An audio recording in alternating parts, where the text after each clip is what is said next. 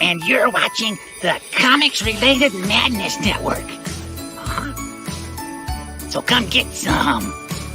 CromCon. Hey, we want to shout out to our sponsors, Daytona Beach Comic Con. If you are a fan of comic books, if you're a fan of comic book conventions, and if you like meeting comic book creators and getting comics and comic-related stuff, then you need to make your plans to attend Daytona Beach Comic Con. This year's show is September 7th and 8th. Silverline will be there, so you should make your plans to be there too. We'll see you there. If you like comics and find yourself in the Orlando, Florida area, doesn't everyone come to Orlando at some point in time to see the House of Mouse? But when you're here, you need to make it a point to visit Coliseum of Comics, especially the one on East Colonial Drive. They carry Silverline comics, even a limited edition Coliseum of Comics version of our comics. So, when you go, be sure to ask for Silverline Comics and tell them we sent you. OCD stands for Orlando Collector Deviants. OCD, Steve and Trish. They're a family of geeks who promote geek things, particularly those around the Orlando, Florida area. They're big supporters of Silverline, and we think you should be supporters of theirs too. Go give them some love. If you are an independent comic book maker and you need to get your independent comics made, you need to look no further than Kablam Digital Printing. They print our books, and they do a bang-up job. They're not only trusted by Silverline, but many, many independent comic book makers. Head on over to kablam.com and see for yourself just how easy it is to have your comic printed by them. And tell them Silverline sent you. Hi, this is Tim TK, host of That Silverline Show on Tuesday. Join us at 11 p.m. Eastern, 8 p.m. Pacific every Tuesday night as we discuss pop culture and the joys of making comics. Hi, I'm Barb Gelber, co-host of Silverline's Wednesday Wham. Join us each Wednesday nights as we discuss comics, literature, movies, and anything else that may catch our attention. I'm Roland Mann, and I host Silverline's Silver Sunday. Join me every Sunday at 8 p.m. Eastern as we make mine Silverline.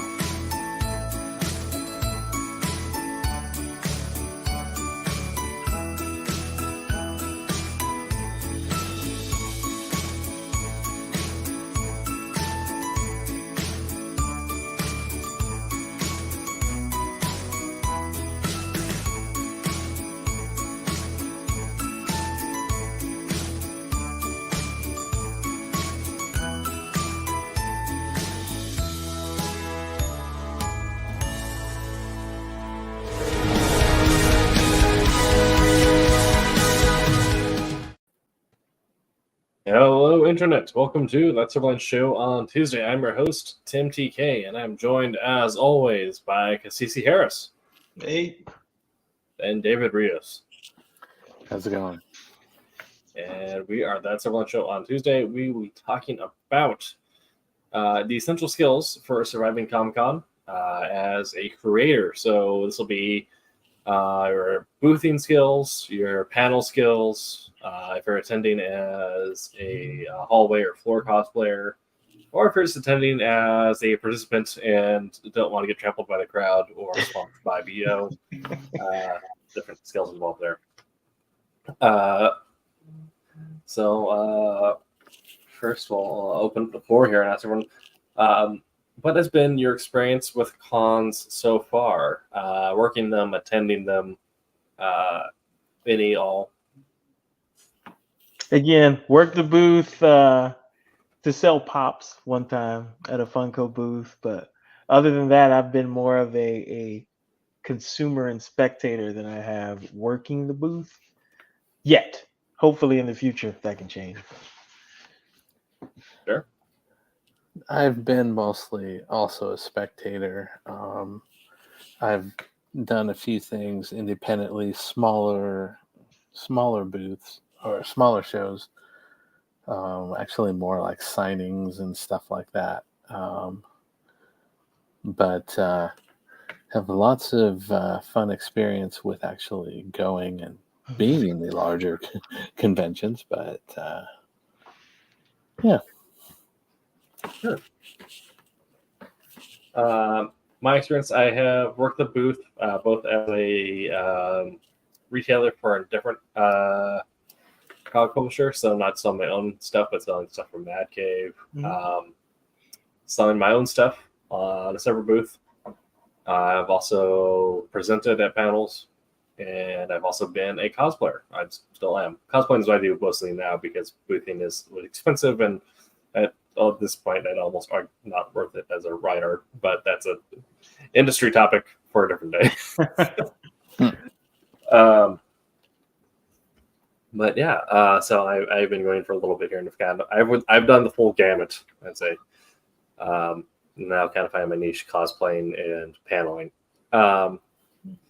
So I'll be glad to offer my expertise, but also to grab perspectives from people who have not done as much, or perhaps field questions from the consumer side of things on what you observe when you go up to a table. So this will be kind of another general topic because this is going to be a con survival skill, both as an attendee as well as a creator. And this is your preparation, so general preparation. Everyone has their own con go bag or kit that they have to bring, or stuff you have to bring. Either, if it's something local, it's going to be probably packing a little lighter than if you're attending a hotel. But I guess since everyone has attended a con, or and somebody worked at con in some aspect, what are your go-to items or things that you need to bring when you're attending the convention? I don't know if Cassisi, you've done anything out of state, or if everything that you've done has been in your area. I've done stuff that I've had to do hotel stays for, do flights for, and then also stuff that I can just drive back and forth from. So I'll give a little bit of everything. So what is your con preparation items? What is in your kit? So again, I've only worked a booth selling pops, but the booths that attract me when I walk around, I would assume that those people packed their visuals for the booth itself. So, whether you have a tablecloth, whether you have the big picture visuals in the back to kind of draw me in, if you have any kind of stands to display your stuff toward the approaching audience, like I'd imagine all those things you've packed, right, or had shipped there so that you can get it when you get there. In the case of like the bigger tables. Beyond that, as far as physical stuff to pack, I mean, your personal stuff, obviously, and your product, but as far as paired stuff, that's a little different. I think, I have comments on, the approach and the pitch and all that stuff that draws me into, but. Okay. Well, it's going to be just stuff to bring like as an attendee, because I know something that I think needs to be in everyone's con kit is travel deodorant. Let's be honest, all right? We know who we are. Oh my gosh, that's so funny. If you're boothing, especially for cosplaying, oh my god, the cosplays get so hot. But or if you are, just walking the aisles, attending panels, shopping in Artist Alley, meet and greeting, you're doing a lot of walking, moving about, all right? If we smell any of you, we've smelled too much of you. So pack your travel deodorant. Okay.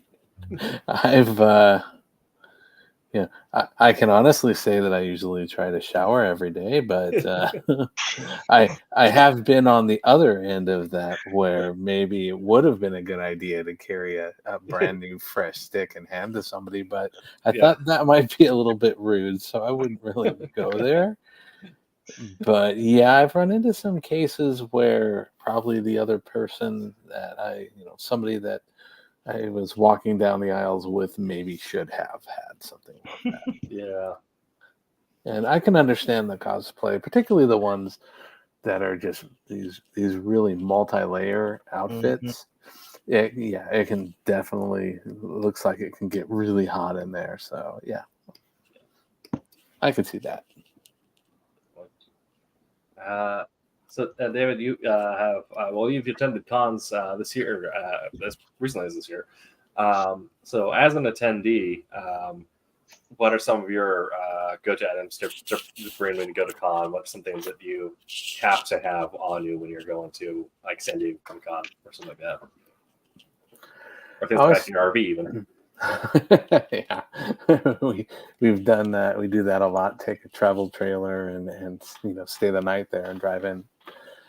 I always try to keep a fairly large empty backpack. I know a lot of the cons have like San Diego. They give you an actually really huge bag, which is nice. But the problem is they're not the most sturdy. Straps tend to break, depending on how much you do. So if you have a pretty strong large backpack, you start the day empty, and you usually find by the end of the day it's quite full. So that's a good start. Typically, we went and got from Costco a small chair that kind of looks like a tent with the elastic straps and stuff. So we go through and we walk for a while, and then we take a break. We either go up and eat some food, or go through and take a break in the towards the afternoon, something like that, just to get off your feet. And it's nice to have something that you can quickly tear apart, and it's usually in a bag like this big or so, this big around, and we usually carabine it to the bottom of our backpack. So it's not really something we have, because if found anything that you carry in your hands, you have the tendency to leave behind somewhere. Right. Or cut off circulation. I had one con when I was in college. I had taken it was a McFarlane Wolverine cover, and we were playing around with doing the masking and all that stuff. So I had gone through and I masked that, and I was walking around with the con with it, and then at some point I set it down and I never saw it again. So that's why I try and keep something, throw in the bag, also tend to bring food, sandwiches, something easy to pack, some snacks and stuff like that. Because, every once in a while you want to go through and get, maybe the pretzel or whatever that you see there, but you don't want to rely on all your meals for, with $8 bottles of water and stuff like that. Yeah. So some snacks, some food, stuff like that. I also, last time I went, I brought my iPad with me. I was talking with some of the artists, like I was talking with David Nakayama, and I was kind of showing him some of the stuff that I did, and it was nice just being able to flip through and show some of the things that I've done over time, some of my X-Men stuff and Marvel Ultraverse stuff. So and just some samples of some things, and any kind of books that you may want to have signed. I was doing a lot of reading and stuff with the Star Wars, the High Republic things, and there was a signing going on, and I actually had one of the books that I was finishing up reading had some people there doing signings, so I brought it in and had it signed as well. Picked up some new stuff, but again, with the backpack for throwing things in. So yeah, those are kind of some of my go-to stuff. Definitely. And a tube, if you're gonna buy art, you should carry a tube. Yes. When I bought this, I was super disappointed I didn't have a tube on me, actually. So I had to be do the full flat hand carry, braid ginger with it, take it back to the hotel. Yeah. Well, we do. Typically, what I found is on the larger conventions, somewhere around there is somebody giving away something in a tube. But pretty much every day we can easily find a tube. Some of these smaller prints and all that we get, we may get the top loaders and slide those in there. Yeah. But yeah, we usually find on the larger ones tubes. But if you're talking a smaller one, then yeah, that'd be definitely a good thing to bring. Yeah.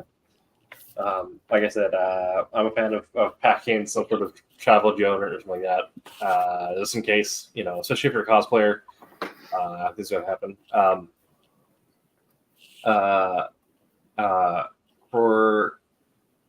Especially if you're paneling, bring a large container of water. As much as the con will allow some spaces to have limits on the size of liquids. Thank the Patriot Act. But bring as much water as you're allowed to get away with, because if you're doing any sort of public speaking panel, you're gonna especially if you're an anxious person, your mouth's gonna start drying up. But con rooms are not known for their comfortability.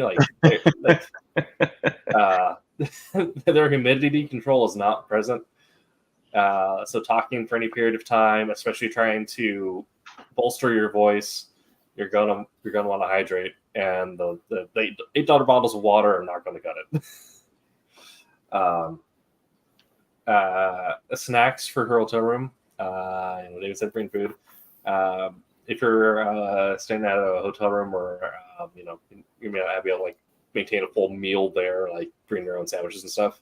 At least have sort of snackage going on.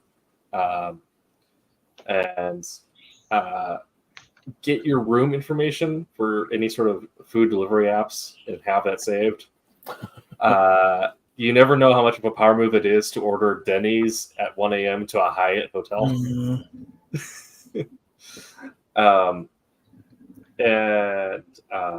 the last thing that I recommend is something to if you are someone who is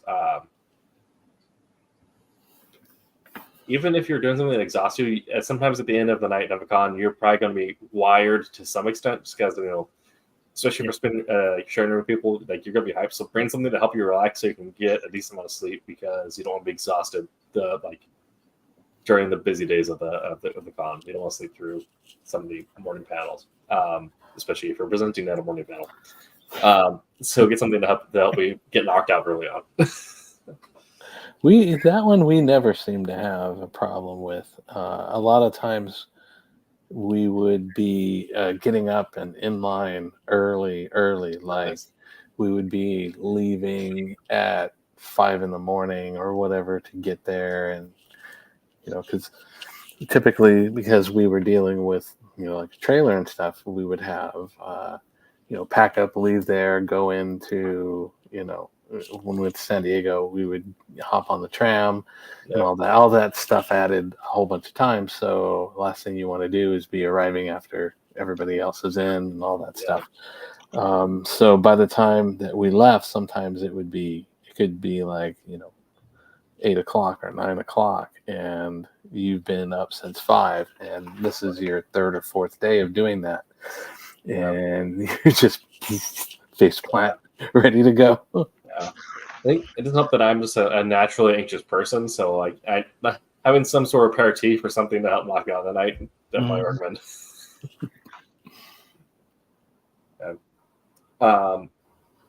So now I kind of get to what Casey mentioned, which is a preparation if you're tabling. So things to prepare if you're tabling. Having someone who, thankfully in both cases, most of my tables been presented or put together for me, but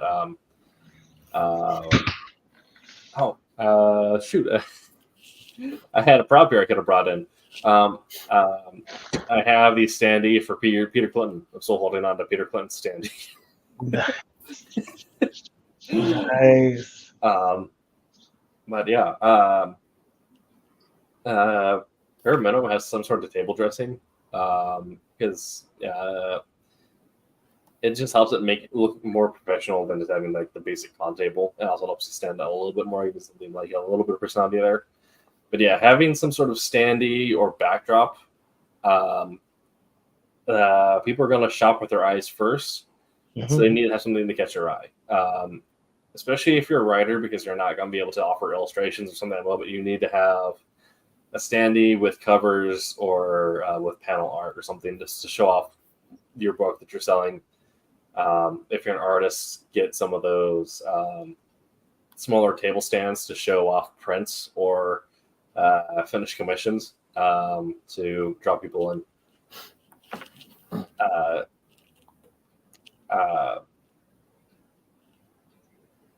Table stock is interesting because you don't want to overbuy table stock.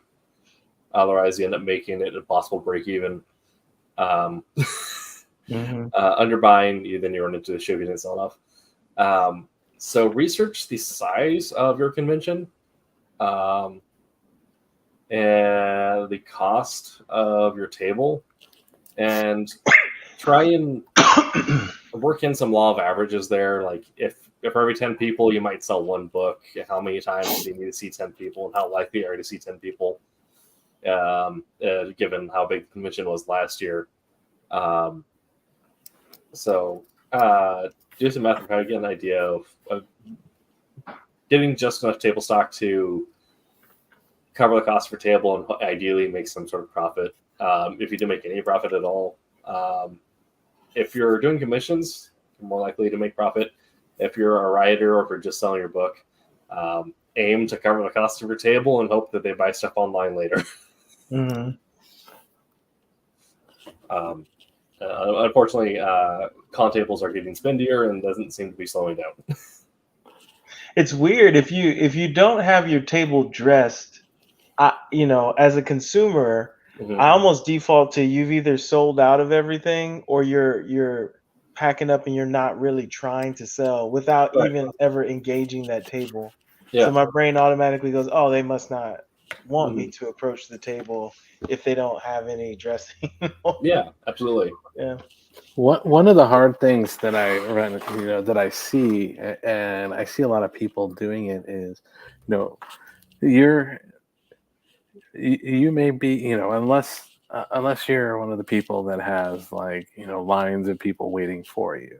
Use your average, your average artist, reseller, or whatever.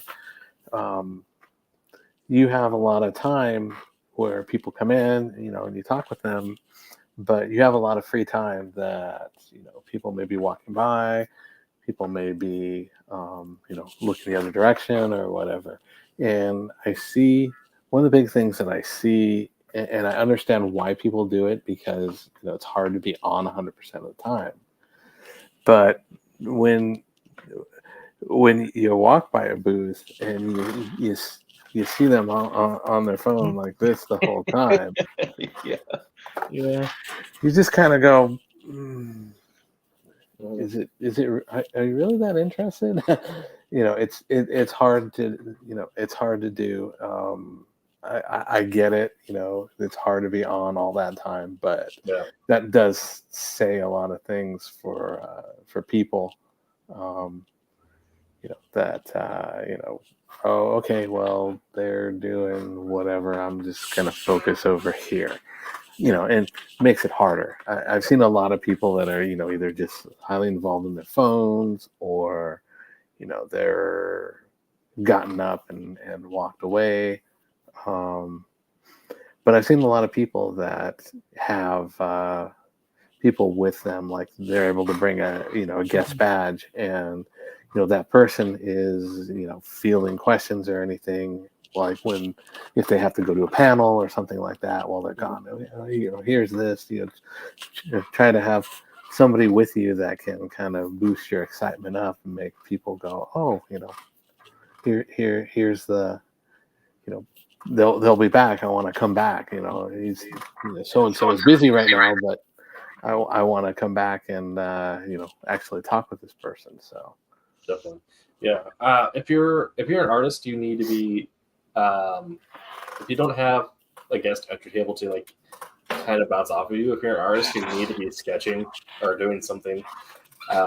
One, helps keep you busy, but also if people see you sketching, it's very likely you're going to have someone come up and ask to see what you're drawing, or ask you to for a commission at that moment if they like what they're seeing. If you can bring a guest along like that, it's great because you get this. It's essentially a free hand to help you sell your product at your table. But if you can get someone to essentially help you network, because it's easier to bounce group conversations off of. One tactic that I picked up, which I liked really well, was if you're in an alley and you're facing another vendor, if you're having moments where neither of you are occupied, just start talking back and forth. It's going to keep you active and engaged with the space in front of you. But also, you start like BSing and you start having funny conversations, you might draw in some passing consumers. If you have a friend who is into cosplay or doing something and they're doing something, have them come to your table in cosplay. So when someone comes up to ask to take your picture, they can then also then start pitching your product. We definitely did that. We just grabbed some members of the Mighty Nine. They're cosplaying the Mighty Nine critical role. And like, hey, you guys must like camp over table for a hot second. Nice. If you're a writer, one thing that I like doing, which is kind of fun, is start bring a journal and like start writing haikus, or like start writing like weird, funny little poems or whatever. So whenever someone stops by or someone was by, like, hey, take a free poem or whatever, because it gives you something to give away as a writer. Because you're not handing out commissions, but you can give someone something to take from your table, and then it pulls them into your space. So like, oh, this is weird. All right, let's check what's going on over here.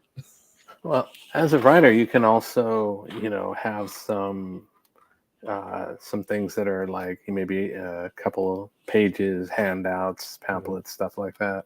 Yeah.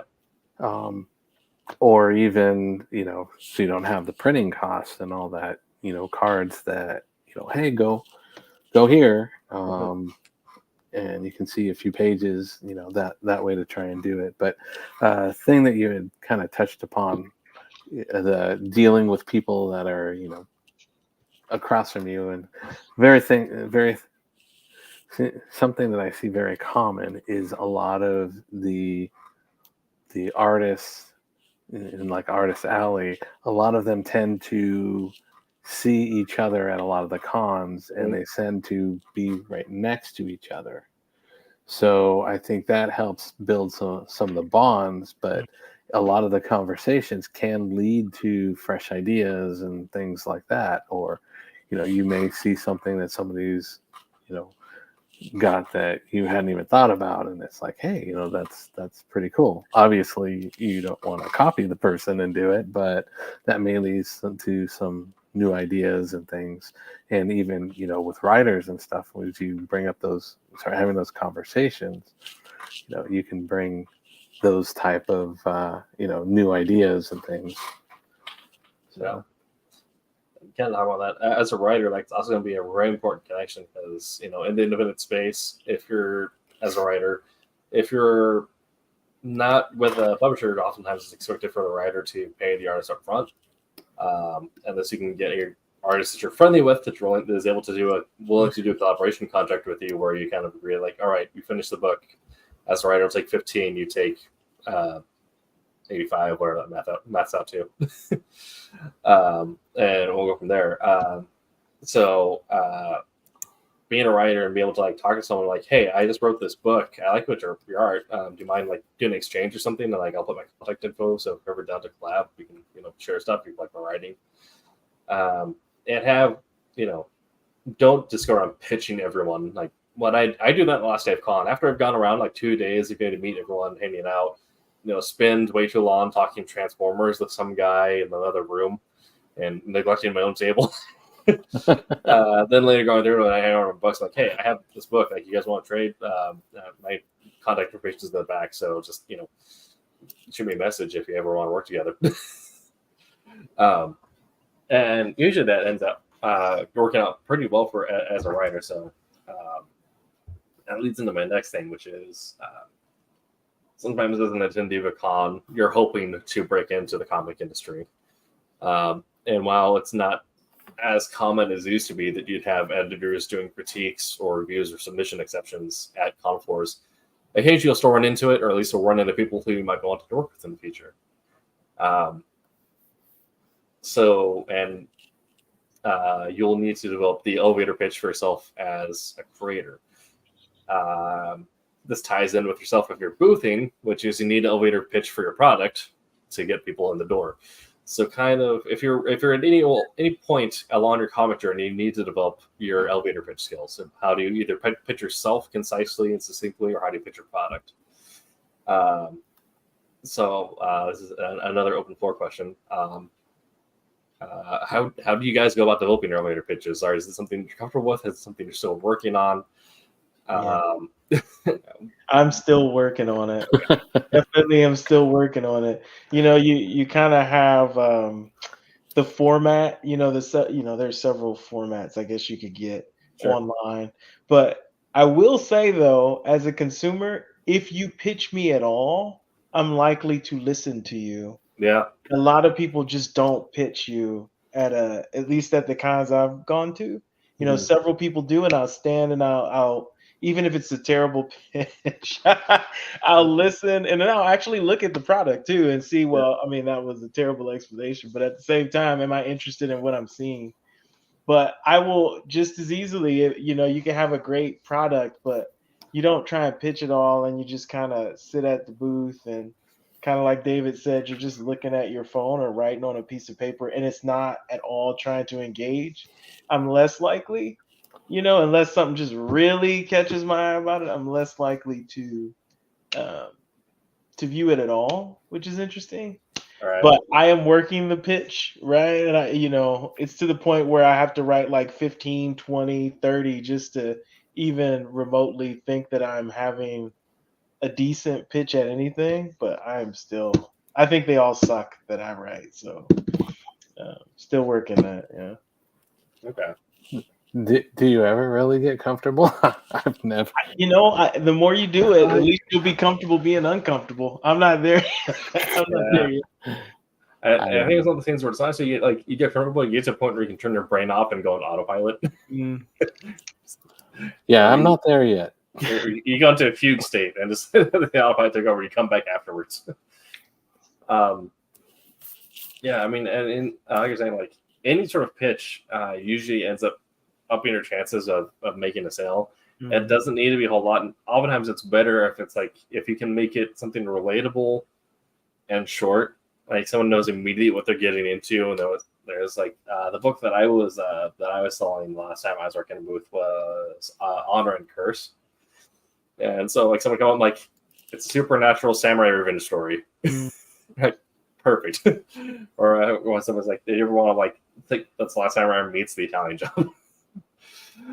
Something like that. And something that I also want to immediately know what's happening with the story, what they're getting into. And also it takes kind of the pressure off you if you have that pre-programmed into your mind. Like you're not trying to be creative every time someone coming in the door. You create a script and you just go from that every time.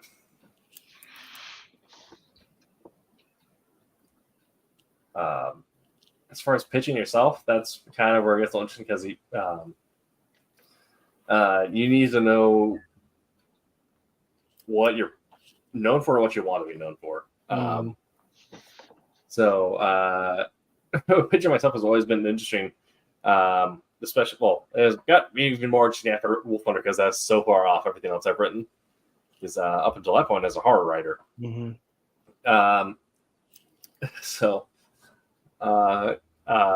My always something like, I'm a short fiction writer. I've dabbled in comics. Usually write about spaceships, ghosts, or the combination thereof. Which do you think is harder, to pitch your product or to pitch yourself? I'd say yourself, because your product, once it's finished, you know what it is, right? Yeah. You never know. Ideally, as a creator, you're never your own finished product, so you're always working on yourself. So always developing. So it's just kind of figuring out, it's like you may know me from this, but this is what I write the most of. I really like your art. I really like the stuff you published before if you're talking to editor, and so I think my voice fits in there. So I thought I can start a conversation with you. But it's always one of those weird things or especially if you end up just getting put in a room with someone who is definitely not in your genre. And she was like, well, I might as well. It's like, yeah, you publish like kids comics, right? Like, yeah. I was like, well, I normally talk about demons possessing people, but if you ever want to work on something, We can work it out. yeah, we'll make something happen. Yeah. Wow. As a kid in The Shining, we could kind of do something like that. Yeah. Think about, if you think about it, it is just a story about a clown, right? Yeah. So we just Cemetery. It's a children's story. yeah, every good horror story has a kid in it. So really, just the path we need to broach. That's funny. But yeah, I always find it much easier to pitch something like Wolfhunter, like it's Tinker Tailor Soldier Spy meets Planes, Trains, and Automobile. Everyone's like, oh, that's interesting. I'm like, yep, that's what it is. Or saying something like Tinker Tailor Soldier Spy meets Murder on the Orient Express, stuff like that. When I was doing The Vessel, I said, it's a Lovecraftian story about a deep sea diver. Finding stuff that shouldn't be there, and for them, they're like, "Oh, that makes sense," kind of immediately. So, but trying to picture myself after writing something like The Vessel and then writing Wolf Hunter, like, yeah, I wrote about space ghosts, also spies in World War II. Right. Yeah. We have a wide breadth we can work from.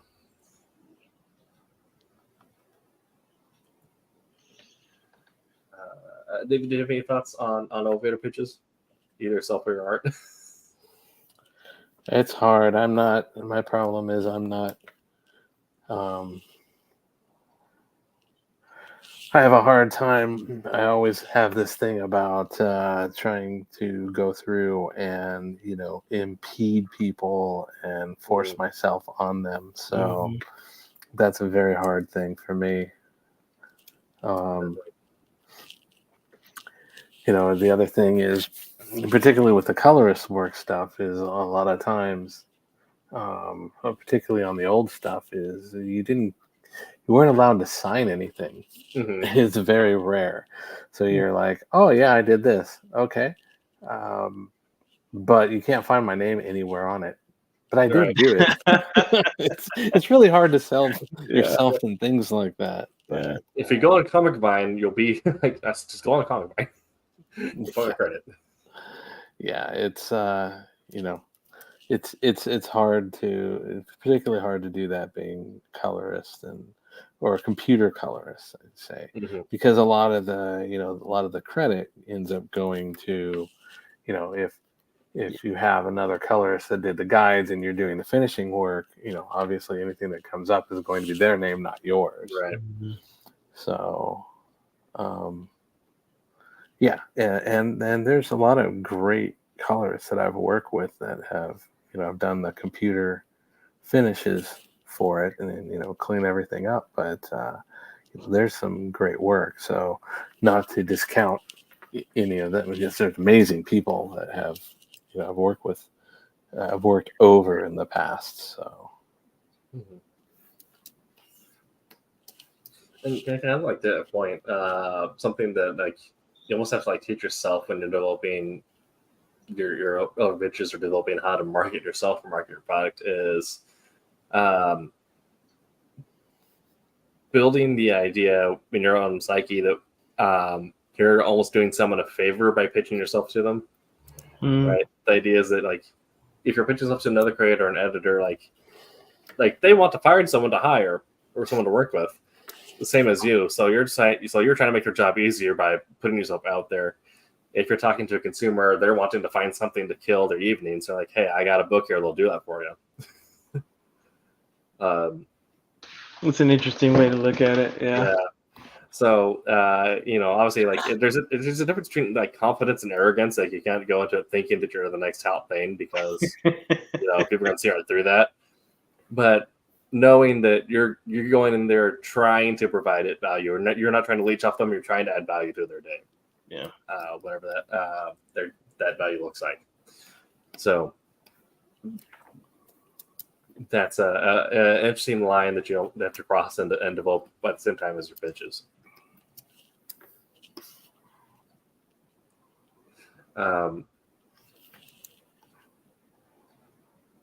Without segue, the next note I have is adaptability and flexibility. So, the day that the con goes 100% smoothly is the day that Hell Freeze is over. For some consumers, some cosplayers, some tablers, something always goes wrong. There's only, for me, recently this was Morcon, where I ended up losing my badge Saturday night before all the big nightly events. And I had to wait for it to show up in Lost and Found. They didn't give us lanyards this year. They gave us like little pins, like so you could to make it easier to hide it in your cosplay, right? I'm like, I didn't want the lanyard. I'm too ADHD for it not to be on a lanyard.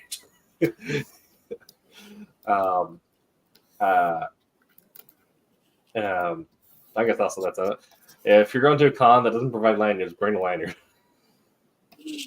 Yeah. Because it's also great if you have anything like, like I was saying before, we do the tram and all that. So, you can keep your tram pass or any other passes that you have in there in addition. So it's always a good idea. Or something we recently learned to get skills into self-pitching again. Instead of packing around like a pack of business cards or things to send people to your Instagram and your threads now, just go online, create a free QR code that links back to your Instagram or something. Put that on a sheet of paper on the back of your pass. Mm-hmm. So then when someone was like, "Oh, I like your stuff," I'm like, "Yeah, great, just follow me here." Yeah. Yep.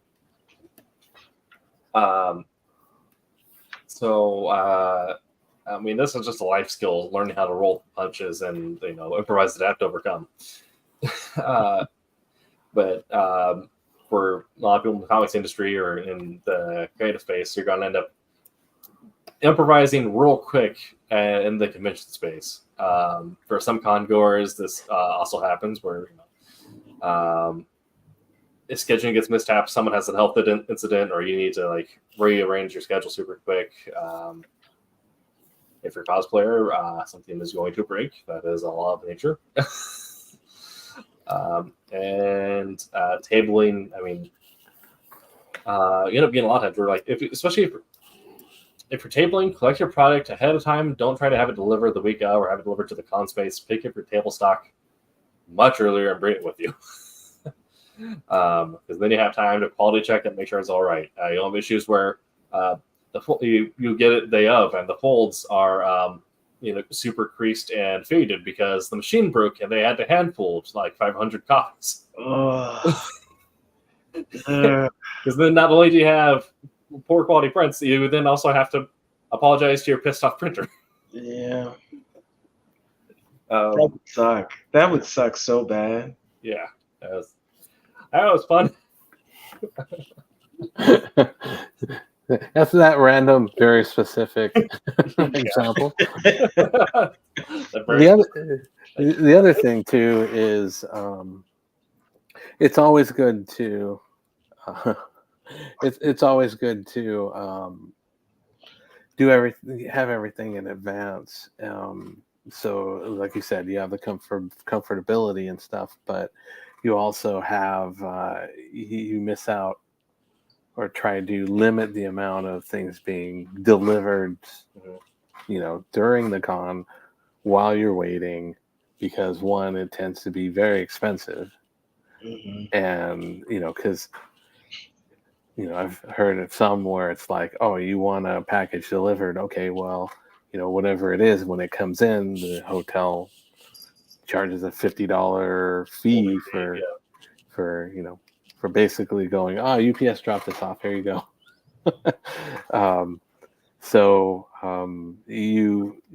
For having stuff ahead of time, you're checked in, you know what you've got, how you're going to present it. You don't have those random things where, okay, I got to go back and call my buddy to go and go to my stock and send me X amount more of these and stuff. But then again, you got the flip side of that is you don't want to take, a whole bunch of stuff that you're going to have to carry back as well. So it's a very fine art of trying to negotiate all of those things. Yeah. And Katie Shaw in the chat brought up some good points. Always be aware of the support offered by your convention space. A lot of cons now are becoming more aware of the problems faced by creators or creators and cosplayers. If you're I think both Rose City and Kimura Con have cosplay doctors on staff. So if it's a quick fix and like it's I believe Kimura Con also gets a little more involved, like where they'll be able to help with sewing part of your kit back together or like reattaching something. I was trying to figure out, cosplay doctors. Is it people that you're like, I need a doctor for this one. This person dressed up as a doctor. Is it somebody that is dealing with heat stroke or something like that, or is this like you mentioned? Is it something that somebody has sewing skills to be able to help you and all that? So it's kind of a wide range. I was just wondering where you were narrowing this down. Yeah. There was one where I saw somewhere the cosplay doctor was dressed up like the doctor from Team Fortress 2. So they just had a sign saying the cosplay Ubermensch. Oh, wow. And that's a free service from the con? I should say free. Most of the time, yeah. Most of the fixes will be free.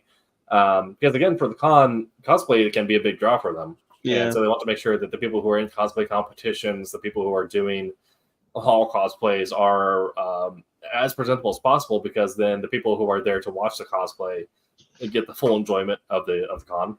That makes sense, the one I saw actually had someone who did like light foam work, like they did quick setting foam. If something like snapped, they just like reset it. It wouldn't be enough to actually like replace a chunk, but if there's like a clean snap, they would like foam glue it, and you'd hope it wouldn't snap again. Be very ginger. And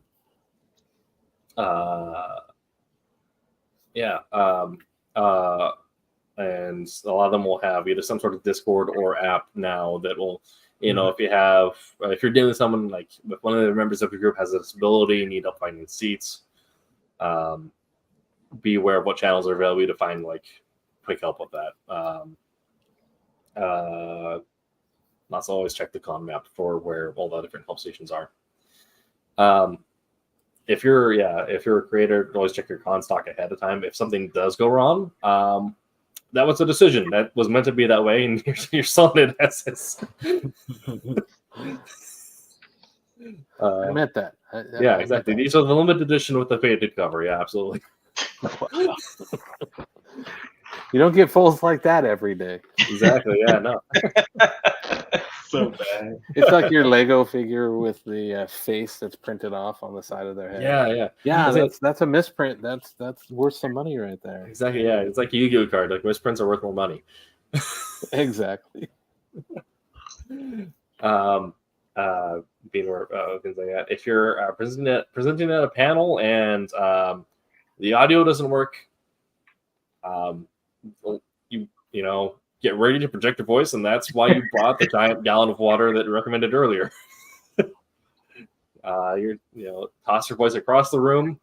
If you haven't done like public speaking lessons, imagine you're throwing your voice at the back of the room, you're bouncing it off the wall, and you'll drink the water along the way. Have tea ready when you get back to your hotel room. I think. Yeah, every con I've gone to in the last couple of years, some electric thing has always failed in some room. There's always a panel that goes terribly wrong. So if you're a panelist, be prepared to go without your visual aid, to go without your microphone, for your hall guardian or your event staff to just not be present and you don't know where they are. So you're now also managing the room in addition to presenting. There you go.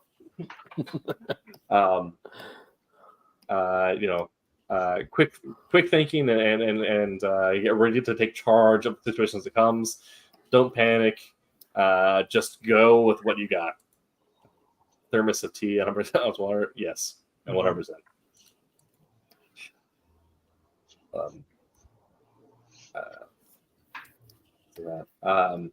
Last couple notes here I have are dealing with utilizing social media when you go to con, and this is something that is very important for creators and cosplayers, but I'd also say also for attendees, either using social media to locate stuff, or if you're trying to enter to the comics industry, using social media to connect with veterans of the industry to work with, or other people in the collaboration space. Because chances are, if you want to go to that hashtag, you're going to find other people who are in the same boat with you, but maybe have a different skill set.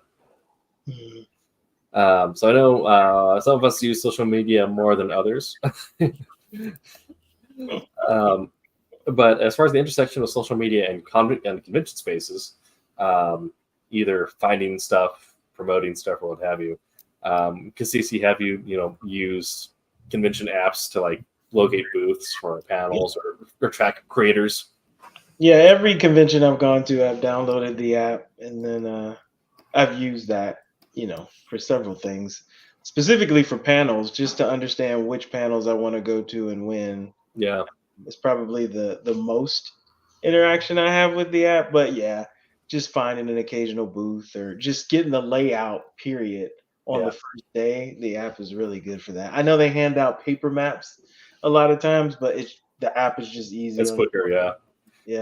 I'm also, if there's any creators or artists that I like that I don't forget in the conventions, I'll follow them on Instagram or Threads or whatever. So like whatever they're presenting there, I know exactly where they are. I can check anything else because they're promoting that. David, what are your? Have you used much social media as far as navigating convention spaces go? I use mostly the apps. I always try to do that and try to plan ahead of time. See what who's speaking, where they're speaking, what panels there are,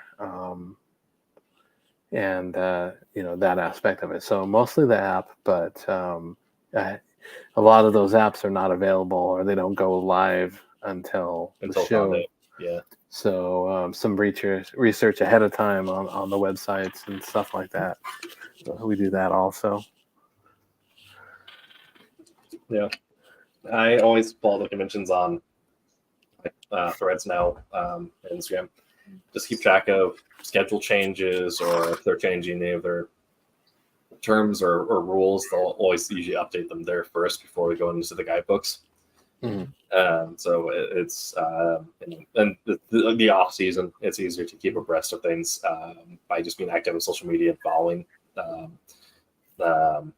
important accounts. What I recommend people do if you have your junk account, but most places now also allow you to create a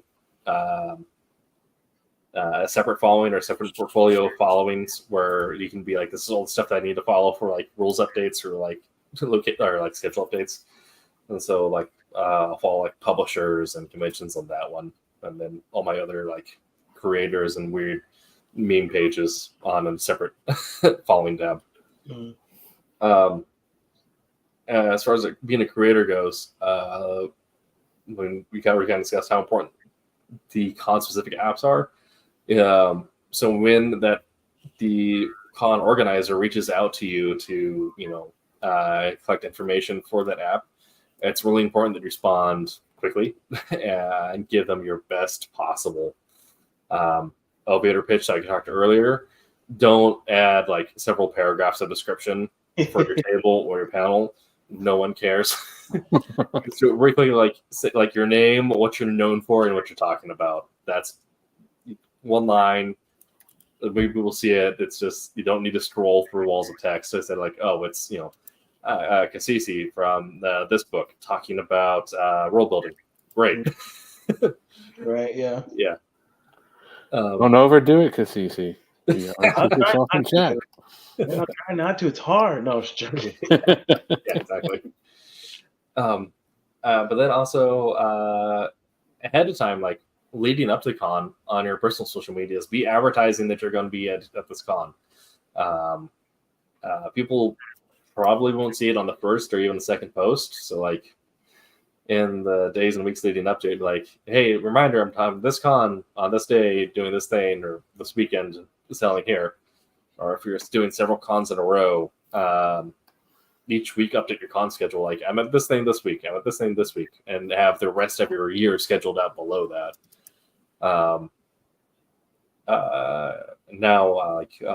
If you're cosplaying, use the con formatted tablet. Cons will give out templates to show like what you're cosplaying that entire weekend. And then usually what they'll do is they'll scrub through social media leading up to it, and they'll start sharing those if you're a cosplayer. So be active with that as well. And when you're actually there set up, do another reminder post. Be like, hey, I'm here this weekend. I'm at this location, or I'm going to be at this panel on this room. You're going to feel like you're spamming people's pages with your stuff, but you almost need to make sure that everyone can see it, that everyone's up to date. And then once you're actually in the convention space and you're networking, even if you're just a attendee trying to network people in the industry, make sure your social media hygiene is good. Have an appealing page and like looks like you're active or somewhat professional. So that way, then when you're trying to network with other creators, it's very easy to follow back and forth without looking like you don't care. So then we can get into the DMs later and start talking about collaboration or submissions down the line. Because again, your social media is going to be like your true first impression. Or someone's going to meet you, think you're great, and want to follow you, but then they see your page and they're like, oh, this person doesn't care. This person is weird. This person doesn't promote their work. And it's okay to be weird. Just be weird in the good way, not weird in a weird way.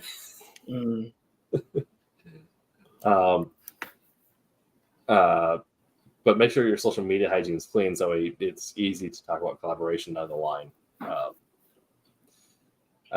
Especially since most collaboration conversations are going to happen over direct messages or email now. Rarely ever does anything happen through snail mail at the old days. That's all the notes that I had. So any other thoughts on con survival? Guess he's here, David. I don't know. I mean, again, social media, you brought up QR codes earlier. I think that's a really good idea, just to have it at your table. Even if you don't have cards. I've asked, hey, how can I follow you? And the person just points down to their QR code. So it was a really thing. Also, like as a consumer, like if you think about it, like that's one less hurdle for you, because then it's just tap follow. If it's a card, there's a chance you're going to lose it down the line or anything like that. Yeah, I agree. And then again, tagging cosplayers, they let you take pictures, but just tagging them in the picture is another, really, I thought it was a really cool thing. Yeah. It takes free publicity and it just makes it really easy thing to do. Especially if you're running a booth and you see cosplayers come by that you like, you're like, hey, can I make a picture with you? And I say, great, yeah, sure, whatever. If you take a picture and tag them, they're going to get that notification. So then they're likely to then reshare that and say like, hey, this person from this booth, was cool. Oh yeah.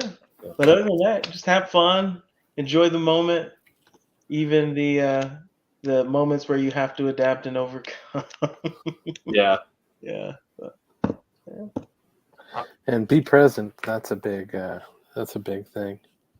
And the other thing that I think a lot of people do is, or not a lot of people, that some of the people tend to do is that you probably want to stay away from. I would want to stay away from is, going through and pushing a lot of like political views and stuff like that while you're there.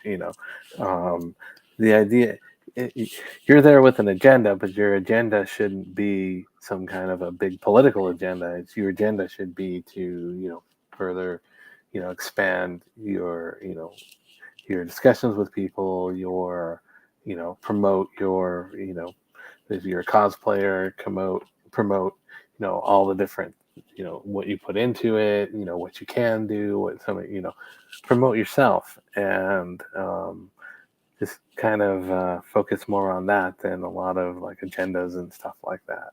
And, try to be as positive as can be, and, go forward with that.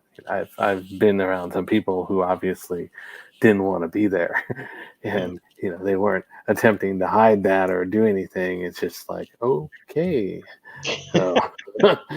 So, you just think about it, you've made a huge investment to be there, or somebody, if you're one of the big highlights and somebody else has made a big investment for you to be there, it's like, there's big investment. So be present and be, involved, and make it work. Yeah. I think kind of go back to that, the biggest note I gave is remember that it is supposed to be fun. The fact that we can do this for a weekend and call it work is insane. So be grateful for the fact that this is kind of the with all the challenges and the fact that the money in comics is actually in t-shirts. Yeah. Even with all the weird stuff in it, be grateful for the fact that this is kind of the life that we fell into. Could be a lot worse things that you could be doing. So. Oh yeah, absolutely. Okay. Keisha, same things from Keisha. Say hi, people. We're going to be present, and the social media notes. Take a picture of your table showing off your working location, time of booth. Yeah, hashtag the event. Yeah, every post that you make, always hashtag the event or tag the event. Because again, a lot of times the event is. Other people are going to search that hashtag, especially if you're trying to find something else. Getting that visibility in your search. If people are sharing their own posts, like hey, if my friends, and start hashtagging it, you're going to start showing up in the recommended because you're also there. And also you're more likely to be shared by the convention center itself or the host itself. So always be tagging and hashtagging whenever you can. And one of the things that I like is I like some of the creators having fun with the fans that are there. Kind of a good example of that is Timothy Zahn usually has pictures with, the people dressed as Mara Jade or Admiral Thrawn or whatever. Yeah. He seems like he's really enjoying. It's like, hey, I created this and this is out with people and people are enjoying this. Hey, let me get some pictures on that. Or the other people, hey, can I get pictures with this? I don't think I've ever heard of anything with him that, he's been like, no, I don't want to do that, Right. So it seems like he has a lot of fun with it. And I think that's a good thing is, once you, get, more popular and, have your own ideas and stuff, relish in that. That's a lot of work that you did to do that and, enjoy it. Mm-hmm. Absolutely. Okay. This has been That's our show on Tuesday. We will not be back next week. We'll be taking the weekend off for Christmas. But this week still, make sure to check out Wednesday Wham and Silver. Do we have a Silver Sunday this week, or are they off? I don't know. I know that the Wednesday Wham is on. Yeah, I've seen that. Real quick here. Nope, Google's being weird. I can't see the calendar. Well, check out Wednesday Wham at least, 8 p.m. Eastern on Wednesday. And maybe Silver Sunday. If not, they have a rerun. So check that out too. What better way to spend your Christmas Eve than with our reruns? We will be back the week after. And we hope to see you then. I don't have any cons until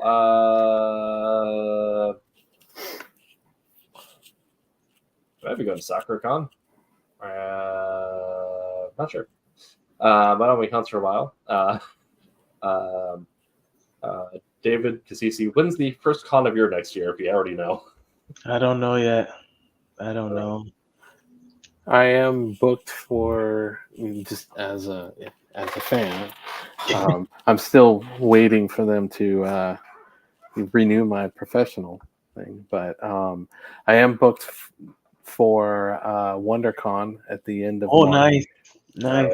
And I am also booked for San Diego again this year. I've booked all days for both cons. So Nice. WonderCon is fun. Yeah. yeah. So we took my last year. We took my stepdaughter with us. The first time she'd ever been. She went there for a day. She had fun. Got to experience the weirdness that my wife and I usually go. But she is also a very, very much comic geek, and that she's 23. She's about to be 24. So, yep, she had some fun. Nice. Okay. But yeah, we'll be back in 2 weeks. Hope you all have a great Christmas, or if you celebrate Hanukkah, that you had a great Hanukkah. Ended back on last Friday. And whatever you choose to celebrate, we hope it's great. And we'll see you in the new year. Yeah. So have a good one, everybody, and we'll see you later. Until that time, Make mine Silverline. Make mine Silverline. My name is Ross Ritchie from Boom Studios and Make Mine Silverline.